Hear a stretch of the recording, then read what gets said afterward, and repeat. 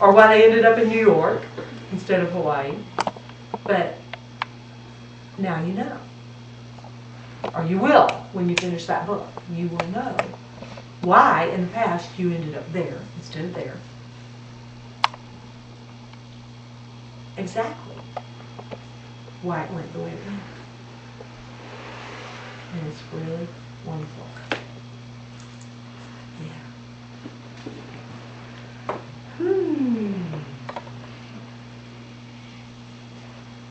Well, we're going to do a lot of different things tonight.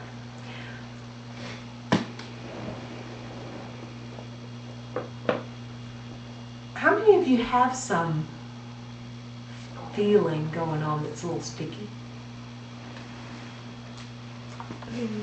Do? Okay. All right.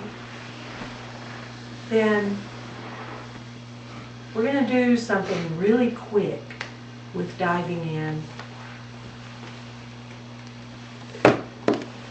And here's what I want you to know before we even start, so you won't start judging how far you're getting with it. All you need is upward momentum. And it, like I said, you're designed, once you get the momentum going, it'll keep going up.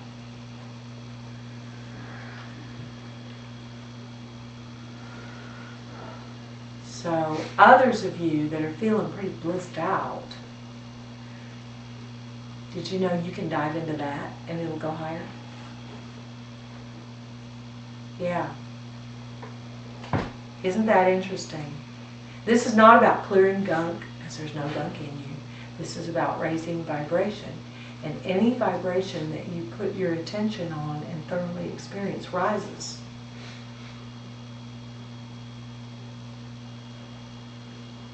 So we can do diving in, and those who are feeling really, really good will just feel better. Your attention, intention, and focus is more powerful than a laser beam, more powerful than a lighthouse spotlight. When you put it on something, it lights up, it lives.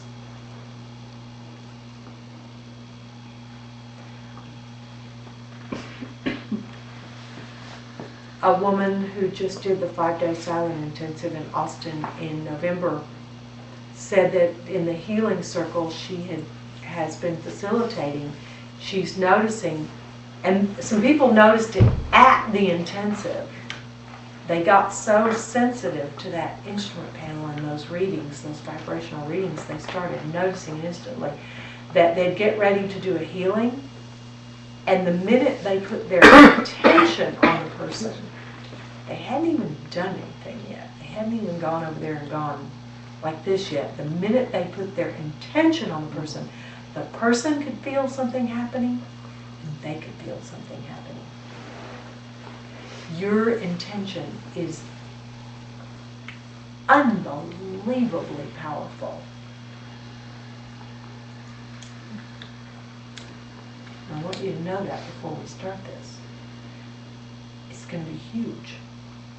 And then later when we do some healing, some of you might experience that tonight, that the moment you put your intention on it, it's done.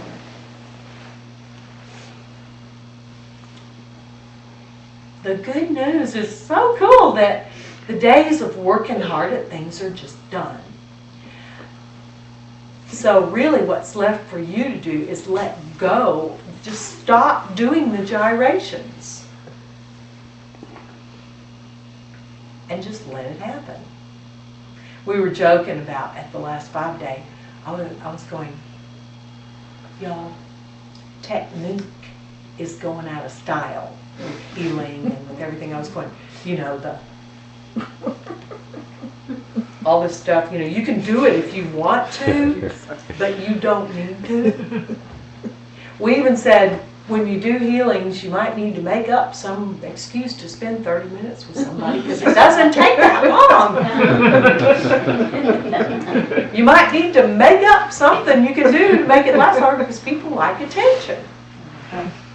And they want some of your time and your wonderful presence, and it feels good, and they want to be taken care of and all that. But Erica, for one, who really got this, said she had noticed that she could just snap her fingers and she could feel it done. But she'd go ahead and do some massage or whatever it is that she does with it.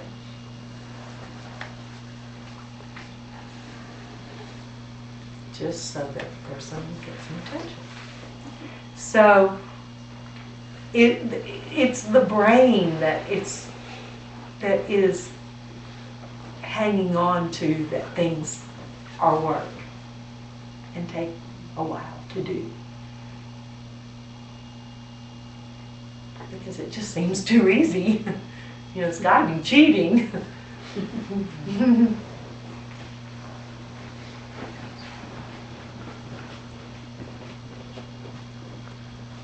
Like, if we're not working hard for it, then somehow there's just something wrong with that. Well, we were raised with that. That, you know, you got to work hard and earn things. Well, act like you're working hard. You don't really have to do it. You know, like the boss is coming that busy.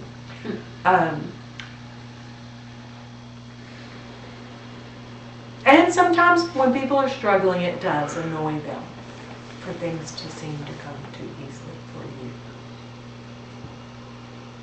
But more and more you'll attract people to you that totally get it and want to do it the same way you do. Which is a cool thing about you getting to meet some people, and we'll have a break where you get to talk to people and connect, and you'll get that email list. It really does become important to attract to you a community who understands your reality very much. And I've got to tell you, except for divine openings givers, I don't hang out with a lot of spiritual people. A lot of times they're not very much fun.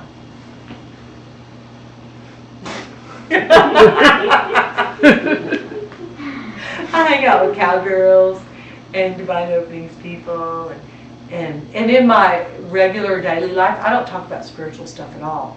I'd rather talk about anything else, really, because there's nothing to talk about. It's more fun to live. A lot of times people will assume I want to talk about spiritual stuff. I don't want to talk about that. Let's go do something fun. Let's go dancing. Yeah. Sometimes the point gets lost. We've got on the spiritual path in the first place to get happy. And then it becomes like there's this thing that never quite gets there, and everybody's forgotten why they got on it in the first place. So now you can go have fun. Meditation now, it's just for bliss, that's all. It doesn't need to do anything. It's just for joy.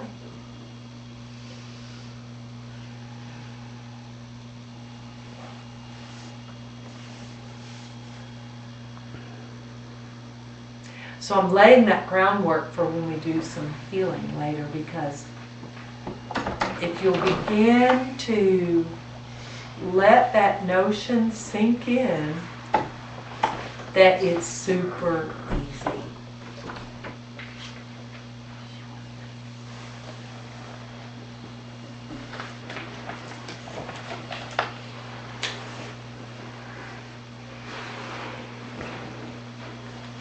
All that'll happen is that information that was scrambled will get organized.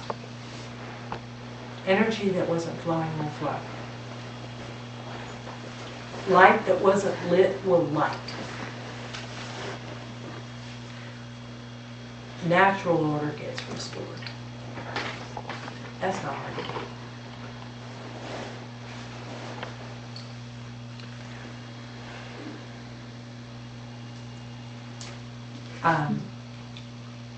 I tell the divine openings givers, if a healing doesn't happen in